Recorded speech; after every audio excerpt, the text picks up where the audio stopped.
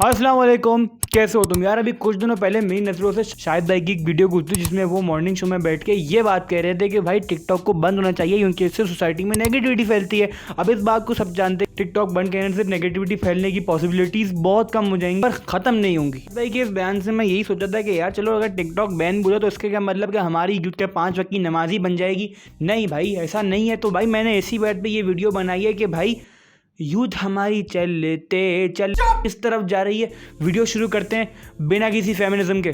अब देखो, ताली जो कि हमसे दोनों हाथ से बजती है, तो इस बात पे सिर्फ बच्चे ही नहीं बल्कि माँ बाप भी ठीक ठाक कसूरवार हैं कि भाई ये जो औलाद की जिस तरह की आप तरबियत, जिस तरह की प्रोग्रामिंग कर रहे हैं, जो ये ऐसा मवाद औलाद का निकल के आ रहा है। तो बात करते हैं, हम जब अपनी माँ की गोद में होते थे ना, हमें कलमा मिलता था सुनने को, ला इलाहा इल्लल्लाह। आज के बच्चे को फोन दे देती है माँ, हाथ में लगा बेबी शक do do do do do baby शक डू डू। मतलब यार सिंपल सी बात अगर मैं बताऊं कि हमें अपने माँ बाप का सुर भी याद रहता था कि यार वो किस सुर में हमें किस टोन में हमें लोरी सुनाया करते थे। आज के बच्चों को 20 साल बाद क्या याद रहता होगा यार। वो हमें बचपन में जो है ना, वो जो बेबी शाक हम सुनते थे ना, और वो जो ऊ बचपन का प्यार क्या गाया गया था, वो बड़ा टाइट था।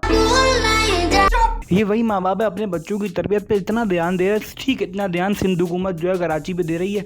मतलब यार ये आप अपने आप को अल्लाह का नाम भी लगा दे, अरे को लगा के दे दे। अभी किसी से पूछो भाई आपका बच्चा कौन से सिपारे पे, तो कहेंगे कि भाई अभी तो छोटा है, अभी हम नहीं सिखा रहे। हाँ गाने याद है, गाने सिखाएंगे, बेबी शार्क इसको याद है, लेकिन जो है कुरान नहीं सिखाएंगे। क्यों? क्योंकि गलत पढ़ लेगा। मतलब लॉजिक समझो आजकल के माँ बाप की। बचपन में आपको अगर ये ला इलाहा इल्लल्लाह लगा के दे दें, अल्लाह का नाम लगा के दे दें, अल्लाह का नाम बहुत मुश्किल है, लगा के दे दें, भाई बच्चा गलत पढ़ेगा। कोई मतलब अपनी नीयत से गलत थोड़ी पढ़ रहा है, उसको ज़बान ही ऐसे दी है। वो तो आपकी तरबियत है कि आप उसको बचपन से कुरान सिखा रहे हैं। नहीं करेंगे, गाने लगा देंगे, टिकटॉक लगा देंगे। यार इतने इतने बच्चों को मैं टिकटॉक देखते हुए देखता हूँ, इतने इतने बच्चे इतने बड़े मोबाइल लेके घूम रहे होते हैं। मतलब समझ तरबियत पहुँची नहीं, फ़ोन नंबर पहले पहुँच गया, तो यही हाल होना है।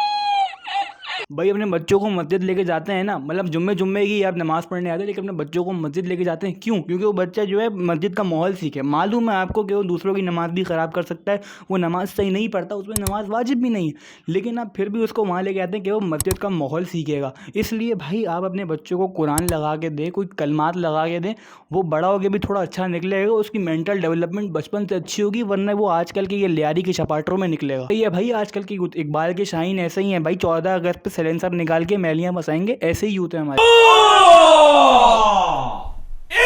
भाई तिरते से बच्चों को मोबाइल ना दें भाई। जब तक बच्चा मैट्रिक पार ना कर ले उसके हाथ में अपना मोबाइल नहीं आना चाहिए। या जब आपको लगे कि यार हमने जो है अपनी तरफ से सारी तरबियत इसकी मुकम्मल कर ली है, अब ये जो सीखेगा वो दुनिया की ठोकरें खा के सीखेगा, सिर्फ उसको तब मोबाइल दें, तब उसको मोबाइल दें, क्योंकि अब वो दुनिया में एंटर होगा। आपकी तरबियत उसने बिल्कुल सीख ली है, चाहे वो आपकी तरफ से सब सीख लिया, अब उसको आप दुनिया में निकालें।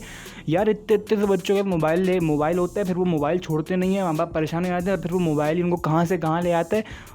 डिजास्टर्स रिजल्ट होते हैं भाई। मैं ये भी तो छोटी छोटी बच्चियां बैठ के माओ के साथ ड्रामे देख रही होती हैं, ऐसे वो ड्रामे उनको बड़े समझ आ रहे होते हैं। हमारे ड्रामों में अल्हम्दुलिल्लाह क्या होता है, इस ड्रामे में सास बुरी है, इस ड्रामे में देवर बुरा है, उस ड्रामे में साली बुरी है, ये दिखा रहे होते हैं। मतलब जिन रिश्तों की जो है ऊपर से ही आपको है कि भाई आप इनकी इज्जत करें, ख्वाहिश जाहिर नहीं करी है कि भाई इस्लाम चाहता है कि आप इन रिश्तेदारों की इज्जत करें। अभी इस्लाम ने हुक्म दिया तुम करो उनसे इज्जत, जैसे भी हैं तुम करो उनकी इज्जत। समझ रहे हो बात को? तो भाई इनकी इज्जत करनी चाहिए। वो छोटी छोटी बच्चियाँ जिनका भी दिमाग कच्चा है, माँ की तरबियत पहुँची नहीं है, वो देख रही हैं कि भाई ये जो भाभी है ना, ये साजिश खेलती हैं, ये जो है बड़े भाई का पैसा हड़पना चाह रही हैं, ये दिखा रहे हैं। छोटी छोटी बच्चियां क्या सीखती हैं। अब मैं आपको एक साइंस सिखाता हूँ कि भाई first impression is the last impression. आपने लाजमी सुना होगा, मैं अपनी मिसाल देता हूँ, जिंदा मिसाल देता हूँ कि भाई मेरे माँ बाप ने मुझे बचपन में स्ट्रेट अवे कह दिया था कि बेटा तुमने सिगरेट पी उस दिन घर नहीं आना। सिंपल कह दिया था, स्ट्रेट अवे, कोई मतलब लिहाज या फालतू की इज्जत नहीं, स्ट्रेट अवे अब्बू ने बात कही थी। और फिर वो दिन है, आज का दिन है, सिगरेट को हाथ नहीं लगाया। कितने दोस्तों ने बोला यार अबे मेरे भाई 3 या 4 को छोड़ के शायद ही वैसा दोस्तों जो सिगरेट ना पीता, 3 या 4 को छोड़ के। यही वजह है कि मेरा फ्रेंड सर्कल बहुत छोटा।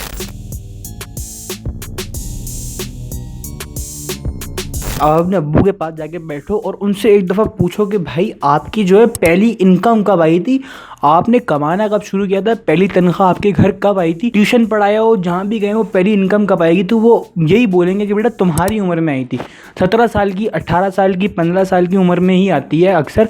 क्यों? क्योंकि वो भाई वो 15 साल के 16 साल के होते थे, उनके दिमाग में एक चीज़ सवार हो जाती थी कि यार अब घर के हालात देखे नहीं जा रहे, अब जो है ना घर को सपोर्ट करना है, ये करना है, वो करना है। आज के 17 के बच्चे अल्हम्दुलिल्लाह उनकी टेंशन कि यार बर्गर में फ्राइज नहीं आए, स्नैपचैट की स्ट्रीक्स टूट रही हैं यार, दुआ ऑनलाइन नहीं आ रही। अबे साले तेरी माँ तेरे लिए दुआ कर रही है, वो देख ले जाके, दुआ ऑनलाइन नहीं आ रही। और यही बात मैं कहूँ, सबका सिगरेट पीने का मकसद भी होता है कि भाई कोई मैली फंस जाए यहाँ से। अबे मैलियां फंसाने में लगे हुए यार सारे। जिंदगी का लेवल एम चेक करो। हमारे यहाँ बहुत ही रेयरली कैसे लड़के होते हैं जो अपने बारे में सीरियस होते हैं और उनका भी पता है क्या हाल हो जाता है बाद में। भाई वो माँ बाप को बताते हैं कि भाई हमें ये बनना है, माँ बाप उनके मुंह पे कान नीचे रख के थप्पड़ देते हैं और कहते हैं कि भाई मैं डॉक्टर नहीं बन पाया ना, मैं इंजीनियर नहीं बन पाया, तो तू इंजीनियर बनेगा, मेरा बच्चा इंजीनियर बनेगा। हालांकि वो बनता बच्चा बॉर्न आर्टिस्ट हो, जो हो सिंगर हो, म्यूजिशियन हो, आर्टिस्ट हो, पेंटर, उसको जो बनना हो, नहीं भाई तू इंजीनियर बनेगा, तू जो है बड़ों के एक्सेल पे काम करेगा, तू बैंकर बनेगा, तू ये क्योंकि मैं नहीं कर पाया तो तू करेगा। भाई उस बच्चे के अपने सपने, अगर वो आपका पैशन लेके आगे चला भी गया और सक्सेसफुल भी हो गया,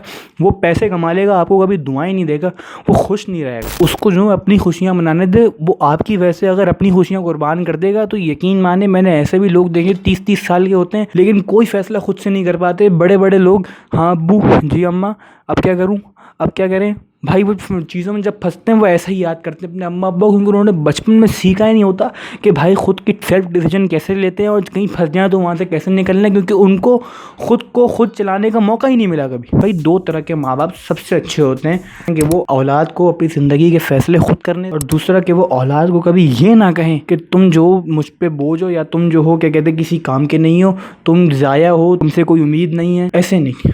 क्योंकि ये बातें कि अगर औलाद को कोई ये बोले कि तुम कुछ नहीं कर सकते, ये बहुत बुरी चुभती है, ये सही में बहुत बुरी चुभती है। ये दिया छोटी सी वीडियो, बातें और भी हैं, बहुत बातें हैं भाई इस टॉपिक पे। भाई ये मेरी राय थी और आप इससे 110% इख्तिलाफ भी रख सकते हैं। तो भाई अगर कोई बात बुरी लग गई हो तो आई एम सॉरी, और अगली वीडियो भरोसा रख आएगी, भरोसा रख। अल्लाह हाफिज़।